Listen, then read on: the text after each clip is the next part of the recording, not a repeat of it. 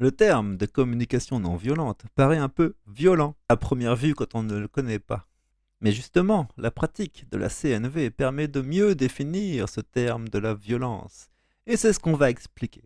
En soi, ce n'est ni bien ni mal, c'est un objet. C'est l'usage qu'on fait d'un objet qui le rend bon ou mauvais.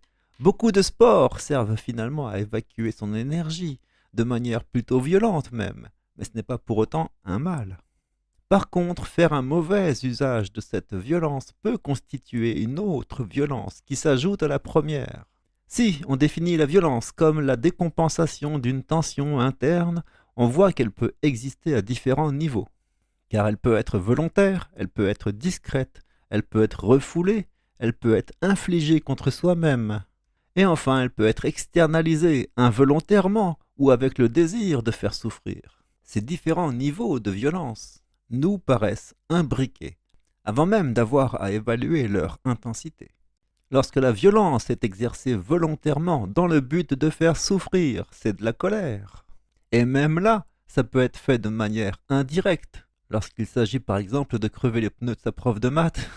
Ce qu'on observe surtout à ce moment-là, c'est qu'il y a un problème et qu'il engendre un autre problème.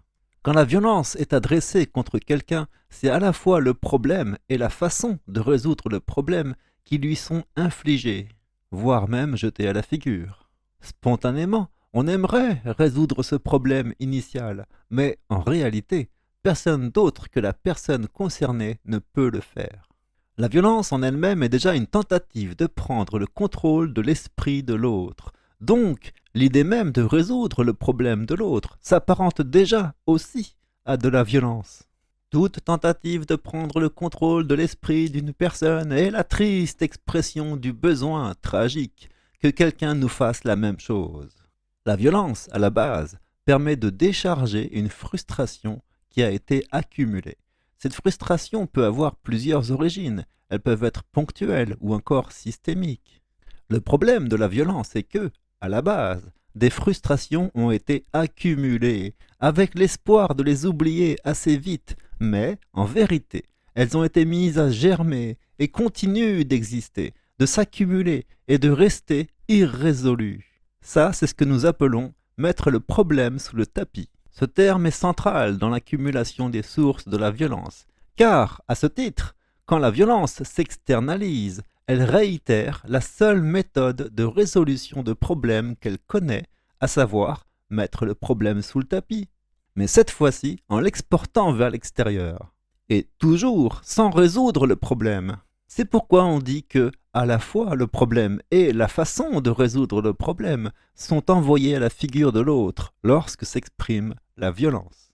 En communication non violente, comme nous en systémique, le terme de la violence apparaît dès lors qu'un système empiète sur l'autre. Seule une saine distance entre les systèmes permet de préserver la paix.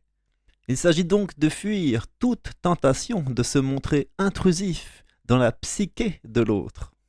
Pour se figurer deux systèmes qui empiètent l'un sur l'autre, on peut imaginer deux joueurs de poker qui ont tous les deux touché une main. Et dès lors, on est sûr qu'ils vont entrer en conflit. L'empathie qui peut être donnée, et non pas la pitié ou la compassion, mais bien l'empathie, fournissent l'énergie pour que la personne dite violente prenne les résolutions qui lui permettront de ne plus vivre comme des frustrations les événements qui la fâchent. Le problème principal à régler est de supplanter la méthode de base qui est fournie avec le corps humain, qui consiste à mettre le problème sous le tapis par une véritable technologie scientifique, appelons ça comme ça, de résolution de problèmes, qu'est la communication non violente. Et cela ne peut se faire qu'en la pratiquant. Enfin, en tout cas, ça marche beaucoup mieux.